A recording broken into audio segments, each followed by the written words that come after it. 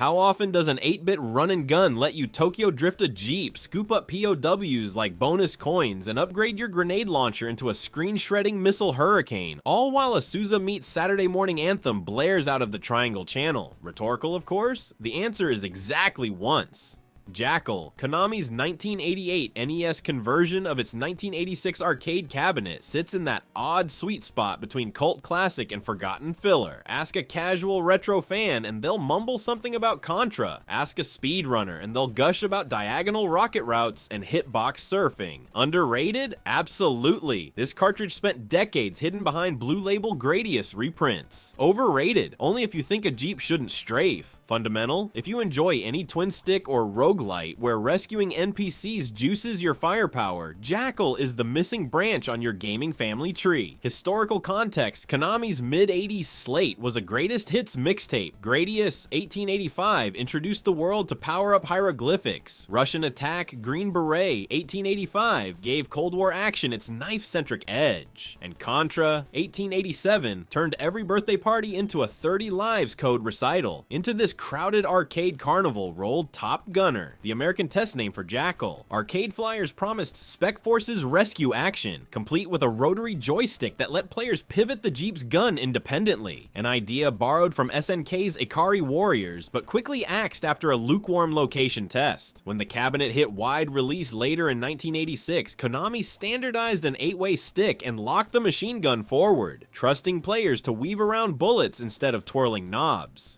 By September 1988, Konami needed one more run and gun for its increasingly crowded NES list. North American release listings pegged the cart to early fall. The port team chopped the arcade's long scrolling battlefield into 6 discrete stages, remapped the rotary gimmick to humble D-pad angles, and slipped the cartridge between Lifeforce and Castlevania 2 on retailer shelves. I discovered it at XP Arcade, a dingy corner cabinet whose marquee had sun-bleached to gray, but the NES cart made the bigger impact. Blockbuster copies never stayed on the sports action shelf for more than a weekend, partly because parents mistook Rescue Mission for wholesome, and partly because the cover art's exploding barbed wire Jeep looked straight off a VHS war flick. Culturally, Jackal rode the tail end of 1980s POW rescue fantasies. Rambo 3 hit theaters the same year. Guerrilla War was blaring coin-op gunfire. Hasbro's G.I. Joe line sold plastic dossiers describing fictional detention camps. Yet Konami's design skewed less jingoistic than its peers. No shirtless commandos, no flamethrower gore, just 2 Jeeps, a lot of pixel shrapnel, and a clear objective: don't let any brothers get left behind. Mechanics: core controls. Jackal's first screen is pure staging. Your Jeep blasts off a landing craft like a mechanized champagne cork, tires squealing across gray sand. The overhead view scrolls vertically on rails while you steer freely in 8 directions. Press A for a forward-locked machine gun. Tap B to lob a slow arching grenade. Controls are deceptively simple until you realize the grenade arcs diagonal, not forward, forcing you to strafe circle pillboxes while timing lob velocity. GameFAQ's guide still warn newcomers that the gun only shoots north. POW loop and weapon ladder. The designer's masterstroke is the POW loop. Blow open a pastel red shack and tiny yellow soldiers parade behind your bumper like steel helmet ducklings. Deliver them alive to a waiting helicopter pad and you earn score bonuses and an immediate weapon upgrade. Grenades become single rockets, then double damage missiles. Finally, a 3-way spread cannon that makes Contra's fabled spread gun look polite. Strategy Wiki notes 3 upgrade tiers and calls the spread missile the Jeep's ultimate form.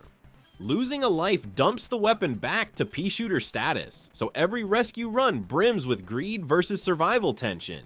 The absurd thread tying everything together: missile greed. Players profess to love the humanitarian angle, but who are we kidding? Those POWs are upgrade tokens wearing helmets. Each death spawns a brief existential crisis. Do I replay the whole checkpoint for better missiles, or push ahead with weak grenades? We know the answer. You farm shack number 3 until you're armed like a fireworks truck. Stages and bosses, 6 codenamed zones, Alpha through Zulu, escalate hazards. Stage 2 carpets the ground with checkerboard mines that detonate if your tire grazes a pixel. Stage 3 introduces drawbridges timed like a quick time event before quick time events existed. Stage 4's Dusk Palette hides mortar nests that bloom only when you're almost parallel. Underground tunnels appear twice, shifting perspective to faux 3D trenches where Jeep shadows stretch for added depth. Konami's tile wizardry working overtime. Every area ends with a screen-high fortress or super vehicle. Early bosses are static bunkers. Later you confront a missile silo whose blast doors slide open to spew fire. And the finale pits you against a multi-segment super tank. First treads, then turrets, then a glowing core a la Death Star. YouTube capture of the fight shows bullet density that would humble a Touhou game. The core's brief vulnerability frames give the boss more iframes than a 3.5 ED and D monk on Haste. To quote my teenage self, rage resetting the console. Co-op ballet and continues Jackal truly sings in 2-player mode. Friendly fire is mercifully disabled, yet Jeep collisions remain physical. One player can kite turret fire, while the other barrels POWs to the evac zone. I've also watched trolling siblings nudge partners into mortar shells. Pizza money debts were born that way. Continues are scarce. Various regional carts differ, but most limit you to just a few before the game boots you back to title screen. Reddit threads debate whether unlimited continues exist, but the consensus is NES hard either way. Passwords? None.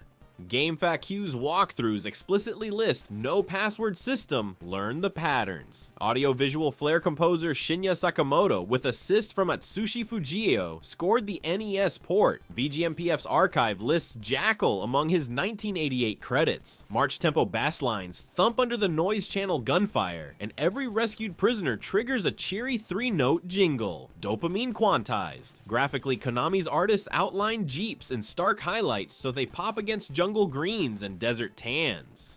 Tiny touches, dust trails only on sand tiles, flag icons flipping in the wind, cement Jackal as a cartridge made by Sprite Romantics. Legacy and influence Jackal never earned Contra-level stardom. IGN's 2014 Top 100 NES Games ranks it respectably at number 37, but mainstream retrospectives still skip it. Sales figures were modest. Konami favored bigger IPs for reprints, so Jackal never entered Nintendo's Player's Choice line, making CIB copies a mini grail on eBay, yet its design rippled quietly. The rescue to upgrade loop appears wholesale in Metal Slug, 1996. Save bearded POWs, receive heavy weapon. Hardcore Gaming 101 draws that exact lineage. Modern twin-stick shooters from Enter the Gungeon to Nex Machina embrace movement, aim, separation Jackal hinted at. Fixed gun forward versus steerable explosives paving the way for right-stick rotation. Indie darling Renegade Ops downright feels like Jackal in HD. Jeeps, missiles, POW extras, co-op. Speedrunning adopted the card as a precision showcase. A current world record solo run clocks in at 10:38, while co-op categories hover under 18 minutes by abusing grenade pre-fires at scroll gates. Runners memorize POW pickup counts to spawn max spread missiles before bosses, demonstrating how tightly upgrade greed and time attack interlock. Konami itself nods rarely but lovingly. Jackal joined the PC compilation Konami Collector's Series, Castlevania and Contra in 2002, ensuring one more digital afterlife. Strategy Wiki catalogs the inclusion and notes minor sound tweaks. More recently, Hamster's Arcade Archives line ported the original cabinet to Switch and PS4, giving Top Gunner a second wind among scoreboard chasers. Closing paragraph plus score Jackal is the introvert of the Konami family reunion. Quieter than Contra, scrappier than Gradius, but hand it a controller and it'll steal the show with a tire squeal and missile barrage. The POW loop mixes altruism and greed into one elegant feedback circuit. The diagonal rocket meta still feels cutting edge, and co-op remains a masterclass in unscripted teamwork, or sabotage. Faults? Limited continues and no passwords punish the faint of thumb, and losing spread missiles mid-boss still stings like a soldering iron handshake. Yet 4 decades later, few NES carts deliver this balance of arcade immediacy and strategic rescue planning. Final score, 8.5 out of 10. If you've never drifted a pixel Jeep around a mortar volley while 6 POWs conga behind you, trust me, you haven't truly spelunked the 8-bit library.